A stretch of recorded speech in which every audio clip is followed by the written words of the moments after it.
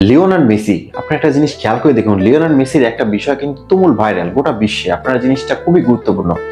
Leonard Messi কি করেছে? আপনার লিওনার্দ মেসি বার্সেলোনাতে তার শৈশব যেখানে কেটেছিল, আপনারা জানেন যে লিওনার্দ মেসি কিন্তু বার্সেলোনাতে অনেক অনেক বছর খেলেছে এবং তার বড় বড় রেকর্ড কিন্তু এই বার্সেলোনার মাঠে।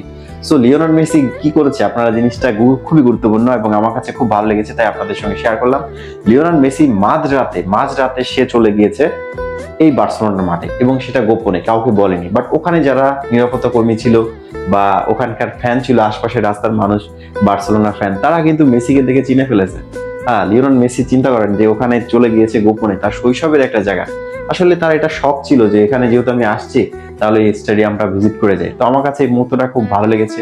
তবে লিওনেল মেসি কিন্তু বর্তমানে খুবই দুর্দান্ত পারফরমেন্স করছে। আপনারা জানেন তার শৈশব থেকে কিন্তু আপনারা জানেন যে বার্সেলোনাতে খেলেছে লিওনেল মেসি, এবং বার্সেলোনাতে খেলার পরে এখান থেকে যে কোনো কারণে তাকে কিন্তু এই বার্সেলোনা থেকে চলে যেতে হয়। বাট তারপর সে কিন্তু চলে যায় পিএসজি ক্লাবে, এবং পিএসজি ক্লাবে কিন্তু ওখানে নেইমার জুনিয়র, বার্সেলোনা থেকে নেইমার কিন্তু চলে গিয়েছিল আপনারা জানেন যে পিএসজি ক্লাবে। সো পিএসজি ক্লাবে ওখানে নেইমার আগে থেকে ছিল, বাট সেখানে কিন্তু চলে যায় আপনারা মেসি যাওয়ার পরে তাদের দুজনের যে বন্ধুত্ব, এটা কিন্তু সেই বার্সেলোনা থেকে আপনারা জানেন।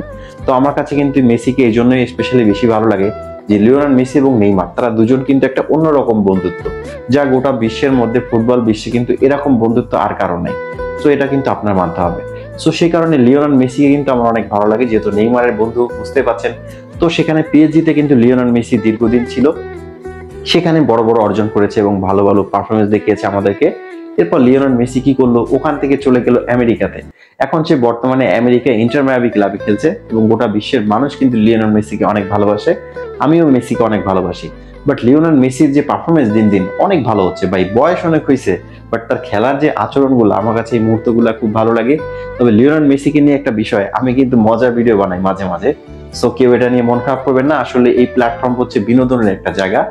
সো লিওনেল মেসিকে নিয়ে আমি কিন্তু অনেক প্রশংসনীয় ভিডিও বানাই, আবার দেখা যাচ্ছে একটু বিনোদন করার জন্য, আপনাদের সঙ্গে একটু মজা দেওয়ার জন্য কিন্তু আসলে মেসিকে নিয়ে একটু মজার ভিডিও তৈরি করি।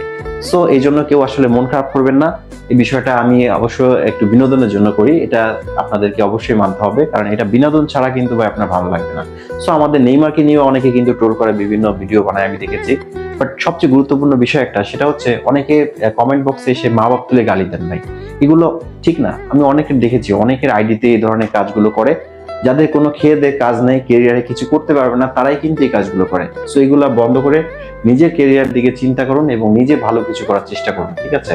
আর ভিডিও যদি ভালো লাগে অবশ্যই স্কিপ করে দিবেন, বাট এ ধরনের কাজ কেন করবেন ভাই? কমেন্ট বক্সে মা বাপ তুলে গালি, এগুলো কেন? খেলার বিষয় আপনি বলেন, ঠিক আছে? আমি কি কথাগুলো ঠিক বলেছি আপনারা অবশ্যই কমেন্টে জানাবেন। আর লিওনেল মেসির এই ঘটনাটা আমার কাছে খুব ভালো লেগেছে।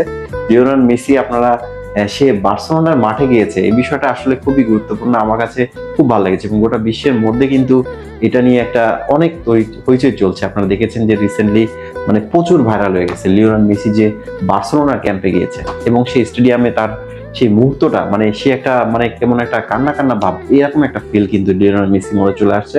কারণ বুঝতে পারছেন সেই শৈশবের ক্লাব। সো লিওনেল মেসির জন্য অনেক শুভকামনা রইল।